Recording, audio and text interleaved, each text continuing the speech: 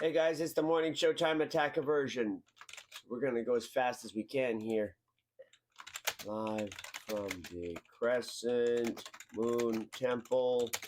It's the morning show! Exclamation point. Done. And launch stream music. Volume up. Adjust carefully. And live from the Crescent Moon Temple, it's the morning show with your host, Tolinar. It's time to play the music, switch all of the cameras on. It's time for the morning show and I'm going it alone. We'll quickly check the chat room. There is nobody home. It's time for the morning show and I'm doing it on my own. Like usual. Here we go. The host, the guest, the audience. It's what I'm here to be. There's nobody else out there. This all depends on me. But that's nothing unusual. It's just another day. I'm sure that I can do it all if I do it my own way. Okay. Double check Twitch integration. All systems good to go. Make some awful post on Twitter. That'll be fine. Let's just go with it. Now a topic of conversation. We missed out on Lust, you know. We'll back up and do the one from the other day, because that's the one that I meant to do anyway. Like food processing or play some video games, try to keep up with the music. We got a little bit off rails. That's okay, we're rocking it. It's what I've got to be. There's nobody else out there. This all depends on me. And Laura's got 497 people staring at her because she has really big personality. I can't believe. Please focus in and start the morning show properly. The guests, the audience, it's what I've got to be. There's nobody else out there. This all depends on me. But that's nothing unusual. It's just another day. If I want to make my life great, I've got to do it my own way. Today on the morning show, I slept in a little tiny bit, but we're there. We're on the money. We're on target. We're still getting some feedback on the lapel mic and creepy music.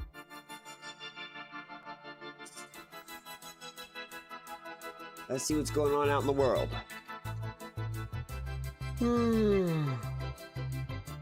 Well, not a whole lot, what I can see.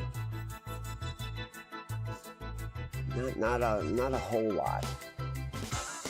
We're fine though. Yeah.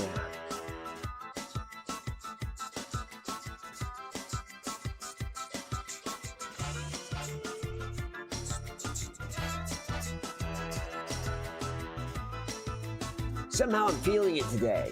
I'm feeling the music. I'm feeling the groove. I think I might do some audio cutting when, ooh, I got a copyright on my...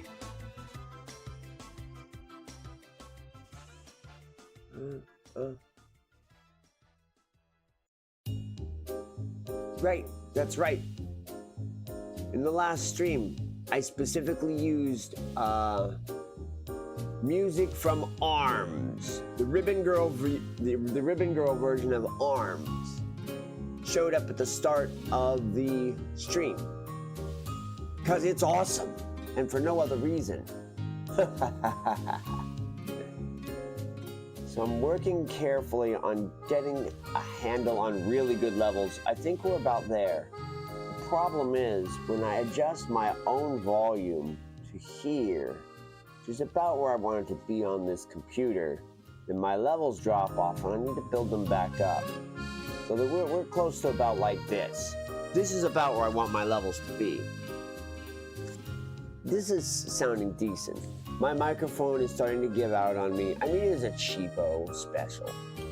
At some point, I have to upgrade my equipment.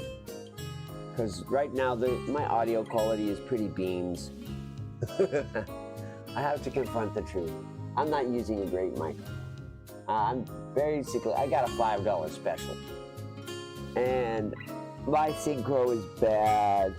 And my tuning is bad. I've been busy organizing my life. And as a result, my streams are kind of slacking. Let's see if those went through. I was waiting on that all night. Yeah, looks like they're both fine. Okay, fine. Okay, we'll move them out of the downloads folder and into the video games folder.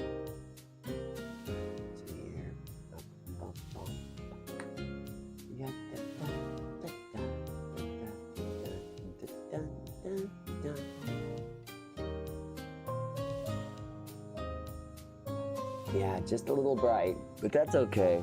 Yeah.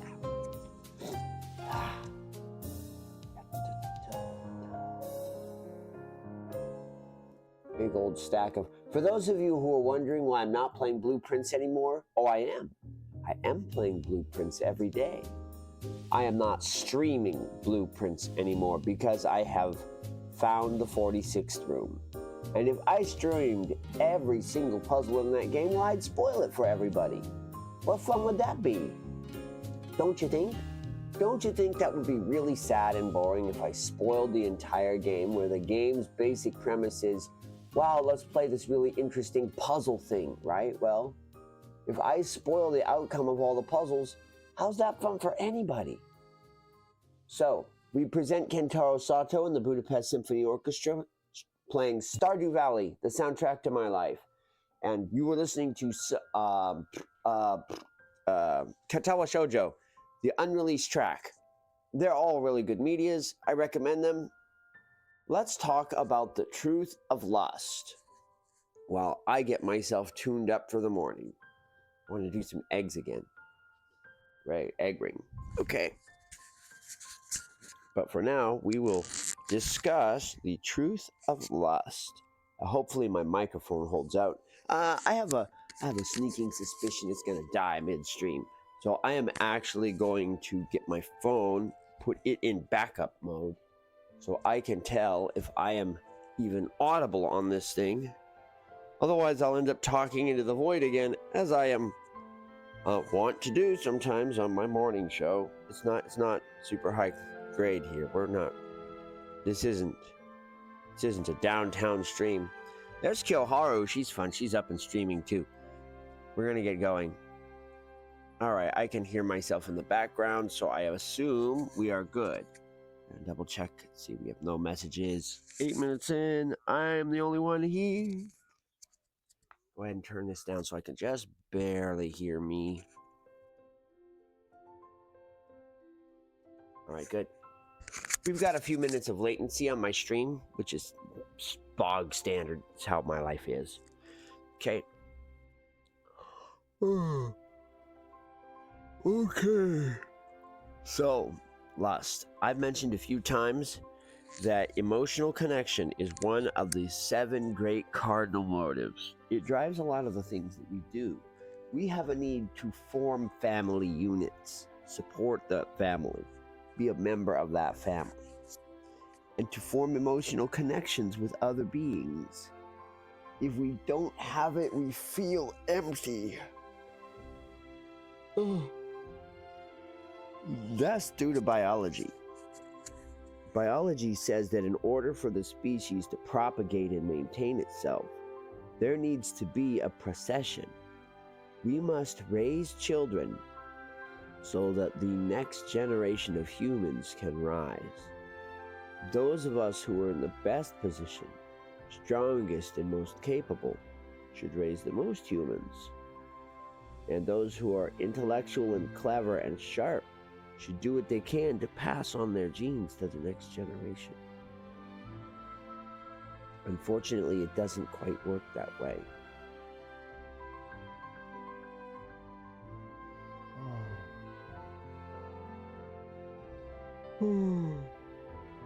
A person like me, I don't fit in society as well, so I don't have a partner.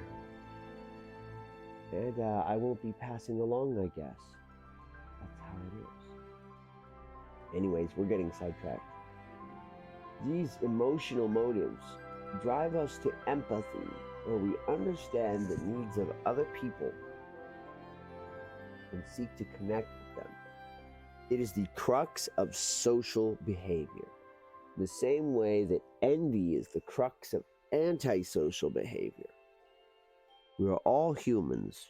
When we seek to take from other humans, then it generates selfishness, which is the root of all sin. And when we seek to understand others, it generates empathy and care, which is the root of all virtue. And that's virtue and sin as defined by society, which is different from religiously defined, but it's a very difficult shade of gray. Like telling sky gray apart from blue gray. They're so close, it's tough to squint and tell them apart.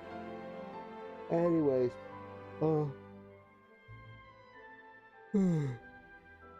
when a person chooses to act on their need for social connection in a socially acceptable fashion, that leads to empathy and ultimately love.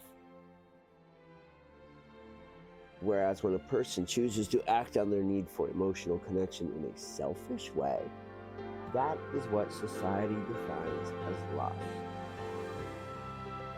And my definition is slightly different. Because how can you tell that a person is acting out of need for attention and social connection, but in a selfish way? What is that?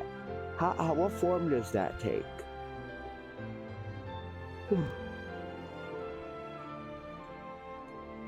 There's several tiers of it, really. The first is setting expectations on other people. And this is, by and large, impossible to avoid. The minute you expect another person to speak the same language that you do, you are setting expectations on them that can turn out to be false. You have hopes for another person. You take their appearance and you make a guess. And sometimes you hope for the best. You imagine a person as sweet and charming and kind and clever and funny and neat and wealthy, with every single perk you can possibly think of. And none of this is the truth. It is your imagination. The truth is something you have to explore, one conversation at a time, one interaction at a time. The truth is complicated. And it has to be learned person by person and connection by connection. So we have this we have this stage where we are seeking an emotional connection from another person. And this person maybe could be or could be not seeking an emotional connection with us. And we imagine who they are on some level, and maybe it's a good person and maybe it's not. But whatever we imagine isn't the same as their reality. The reality is this person has a totally unique mindscape, a totally unique thoughtscape. Very, very different from what we imagine. And the real test of whether a person is being selfish or selfless is what happens when this perspective of who someone is and their reality of who they are clash. When you're like, oh yes, this is a beautiful person, we'll have this nice pasta dinner, and then the other person's like, oh no, I don't like spaghetti sauce, I can't eat tomatoes. Well, now what? How do you proceed? What happens when someone defies your expectations? If you are socially acceptable, you do what you can to understand. Okay, so this person doesn't like tomato sauce. Well, maybe we could have something else. I thought this guy is very wealthy, when actually he's very frugal. And he doesn't have much money. Instead, he takes good care of the things he has because he has no money. Well, that's a twist. Maybe this person I thought was very, very confident, but actually, I misread their confidence and they're very shy. And they don't have much self esteem. And instead, they're something of a coward. They avoid conversation because they're not. It's not that they were being cool. They were. So when you misinterpret this, what do you think of the new person? What do you think of the actual version? What's your opinion, sir? And person with empathy will accept it, whereas a person with lust will not. A person with lust will attempt to force their image of who someone is on somebody else. Now, very often this leads to sensual behavior because that's what we desire. And that's what we hope for above all else. We don't wander through life hoping that people have ginger cookies aid their stomach problems in the morning. Oh, thank you, Sammy. Yes, that's right on cue. We don't go through life thinking, boy, I sure wish I could marry somebody who manages their finances bi-weekly on a Thursday. No. No, most of our imaginations involve sensual and emotional acts with other people. We perceive versions of themselves that are convenient for our fantasies. Maybe we imagine them playing a board game with us, or going on a walk with us, going on a hike with us, going to an amusement park together, going to a restaurant together, going parasailing together, going parachuting together. We imagine who they are, and they can't be that person. No one can be an imagination. They can still act the way the imaginary person does. But even that can be a disappointment, you know? We even imagine parts of them that we can't see yet, simply because we don't have a choice. So when they don't measure up, what do we do? A lustful person will try to make them measure up, will try to change them, will try to force them to suit their needs. Whereas a socially acceptable person will simply deal with it. Sometimes this can cause to an emotional disconnect, and other times a deepening sense of love as you discover someone who is more interesting than you first assumed. I mentioned this earlier, but because of the definition, lust is not as specifically restricted to sensual and sexual behavior. No, whenever people force someone else to meet their social standard, that's lust. Whenever someone is like, oh no, that's not acceptable, you have to do this differently. Whenever they try to control someone else's behavior to suit their own selfish needs, that's lust. So, for example, if a girl's like, you talk too much, don't talk so much, that's lust. That's what that is, that's lust. Or if a girl's like, ew, you're nasty, I don't want to hear it, I don't want to think about it. Now, avoiding someone else's behavior, avoiding someone else's presence, that's not trying to control someone, that's trying to control a situation, which is different. Everyone has a right to control their neutral space. But the more controlling that neutral space involves controlling a single person's behaviors, the more it becomes lust.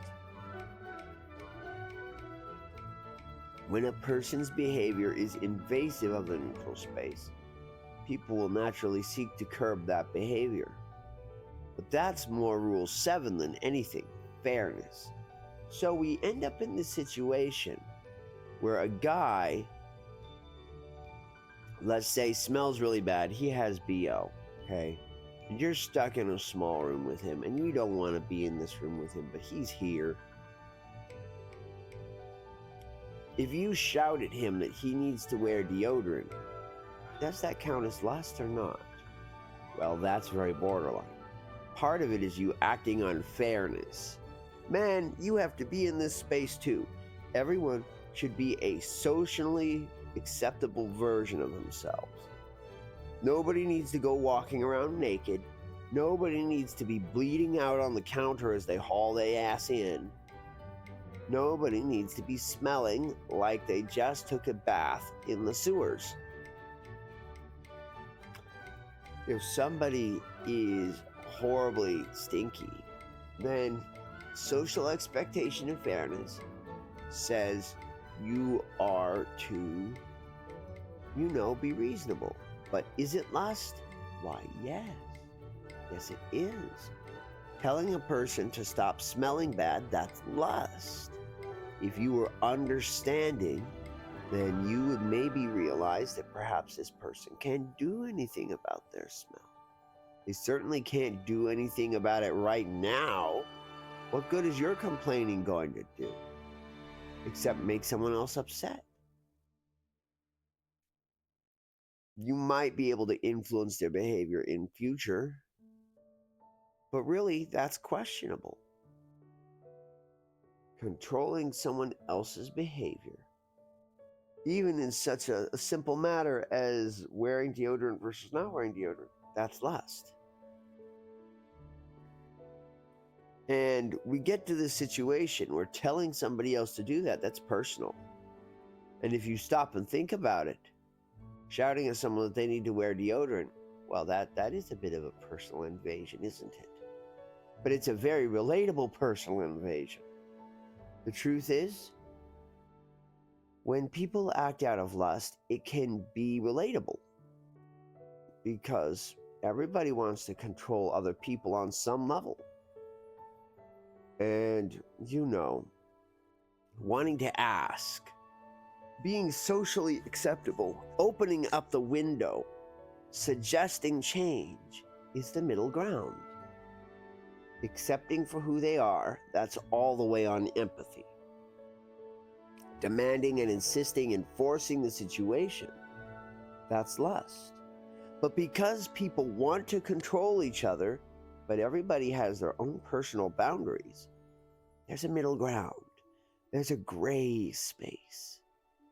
And that's conversation. That's communication. That's attempting to convince somebody. When the guy in the DMV hears these comments about what they should do, it's not like the lady is bending him over and forcing deodorant on him. Because if you view that perspective, now all of a sudden, calling it lust makes a little more sense. What we get is a lustful expression of a socially acceptable behavior. Talking, communicating. Yes. And yes, I still think it's an expression of lust. Telling someone else they need to wear deodorant is an expression of lust. You're trying to control someone else. You're trying to control their behavior to suit your own personal image of who they should be. And that is lust. It's just like coming out of nowhere and saying, "Excuse me, but I'd really like it if you kissed me right now." Well, that is a lustful expression there. Wow. It's the same thing as telling them, "Excuse me, I'd really prefer it if you wore deodorant." See, the same expression, except one, depending on perspective, exhibits social shame.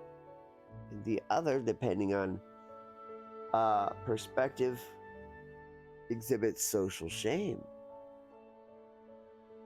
The reasoning is different, but the outcome is the same. You are embarrassing someone You're pointing out their flaws in society. Causing embarrassment is lustful. You don't have to communicate that way. So, what is the root of lust, anyways? Well, you see, a person begins to behave lustfully, starts to force their version of reality on other people when they feel that they're not being listened to, when they feel socially disconnected, when they feel that emotional connections are not for them, that they don't have any luck, that they don't get anything. That's when you start to run into these problems. You start to run into issues with lust when a person feels like they don't get a fair share. Make sense?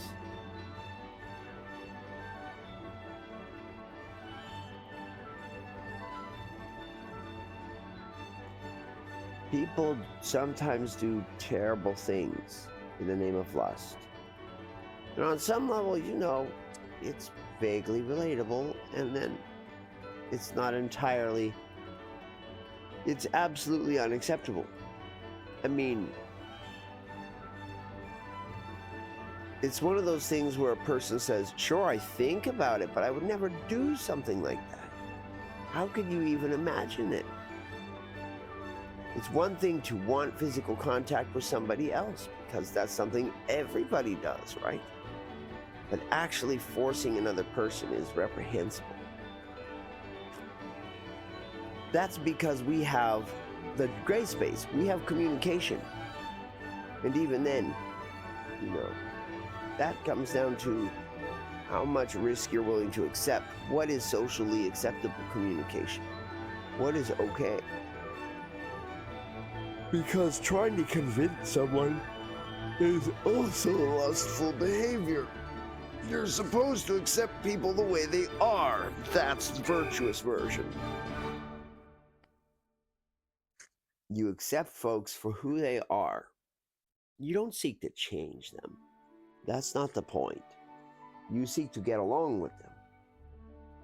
And if there's someone you get along with, good, well, that's good. If they meet your personal special opinions, then that's good. If they represent your personal imagination and your visions, well, that's lucky. If they're willing to accommodate you, why, that's even more lucky. But asking carries a lot of risk. It is lusty behavior by definition. Whether you're asking someone for a kiss or asking them to wear deodorant is still lustful behavior, because you're trying to force your opinion of who you think somebody should be on them. And honestly, the worst people I've seen for this, the absolute worst, are girls who are thoroughly socially acceptable and still fighting to maintain their social position. Girls who are in social cliques can be nightmares about this, because they have expectations on who you should be, and if you can't tell those expectations, you don't belong in their universe. And they won't do anything violent, but they will try to remove you from their existence, which can be unfair. And their behavior is inspired lust. If you are intolerant of who someone is, that's being lustful. It's not your place to tell someone who they are. It's not your space. It's someone else's space. Joey has a skin condition where any deodorants that contain titanium dioxide cause allergic reactions, and they burn for hours. And getting in and out of the bathtub is difficult for him because he has weak knees. And it's a genetic defect, and he does what he can to deal with it, He tries to exercise and keep himself in good shape. There's a limit to these things. And he does what he does. And as it turns out, Handling his smell is harder for him. And there you have no way to know these things. It's not your life. You've lived in a pretty girl little world where you weigh 80 pounds and getting it out of the bathtub is easy. And deodorants are specifically designed to appeal to your sense of aesthetic and don't cause your skin to burn in horrible rashes. And all of these complications, well, they're not your life, they're his. There's no way you would know. Now, as for me, I don't have these complications either. I made them up. Now, I'm 130 pounds. I bathe almost daily. I use incense and things, so I smell like things other than cat when I can. I'm generally a very clean person. I have broken teeth instead. Oh, all of my teeth are a wreck. I like candy and I like food and I like eating, and I wasn't very good at brushing my teeth. And I'm still not very good at brushing my teeth. So I have very bad teeth. My teeth are all broken. That's my truth. And yeah, it's what you would consider socially unacceptable. For someone to come up to me and say, you need to brush your teeth. Well, I do what I can, but yeah, I would be upset a little bit, but it's not the same as someone pinning me down and forcing toothbrush and mouthwash on me. That would probably make me very upset for a long time. It's different, I don't know why my teeth break so easily, but they do. Maybe I can regrow them soon. I hear there's going to be a way to get more teeth, and that would be nice because I don't like having broken teeth. But we each live our own lives. We each have unique circumstances. Being understanding of someone else's circumstances, that's empathy, and it's a virtue.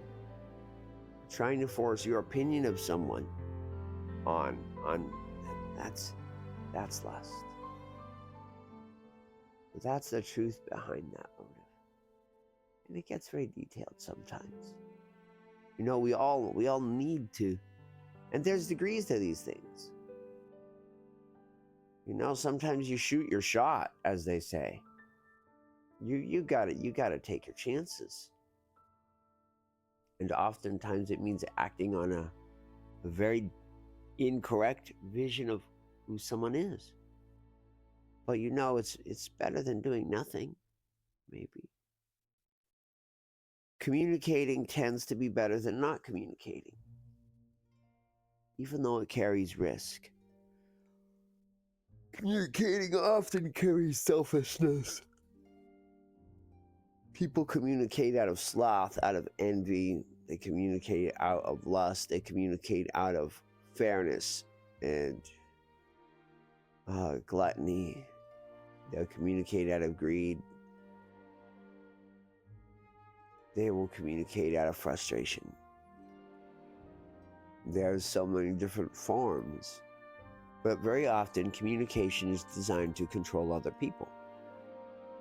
A huge portion of communication is convincing a person to be who you expect them to be. It's not the only thing communication is used for, but it's up there. After all, did we do emotions as fortune telling? Did I talk about emotions as fortune telling? Right, emotions. We project them to other members of the species to let others know what our expectations for the future are, right? So if we have positive expectations, we're happy. If we have negative expectations, we're sad. It is a socially acceptable communication of our situation to other people. Emotions.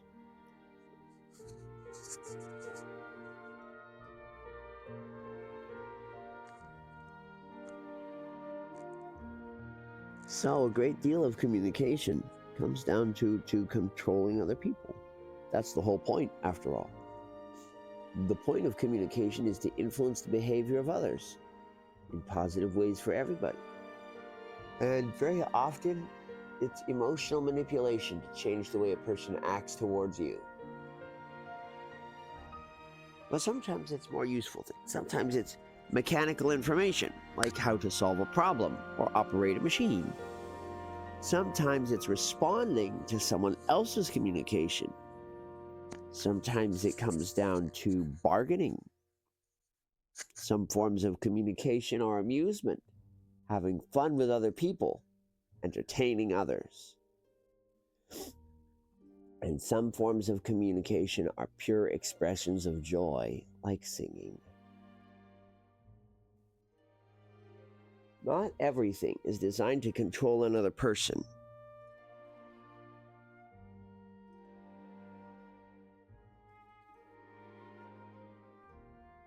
But a lot of it is. And that's all right. That's acceptable. Our society is built that way. So if some guy is making wolf whistles at a girl from a car, sees some girl walking and he's throwing out cat calls, that's lustful behavior, yes. He's trying to communicate in a socially acceptable way, both towards the girl and towards his friends that are summarily hanging around the car as well. He is communicating to his friends what kind of guy he is, just as much as he is communicating to the girl what kind of girl he wishes she was. He is defining expectations for himself and for the world. And it's still risky. It's still a lustful behavior. There's a certain level of gravitas there. And that's the truth of the matter. Are you controlling someone else? Are you controlling yourself? Are you trying to control the neutral space? What are you so hung up on control anyway? The hormones are powerful. The hormones say, you've got to do it. You've got to find a partner. Eventually they quiet down. Eventually they quiet down. It happened to me too. Over the course of many years, yes. They're not as loud as they used to be. They're there. I can still tell when someone is attractive to me. That brings me to the nature of attraction. Let's talk about those fractions another time. Attraction is a seriously deep, deep hole. We're not going to get in there right now. For now, it's enough to say that attraction is a complicated thing. And it doesn't just go away.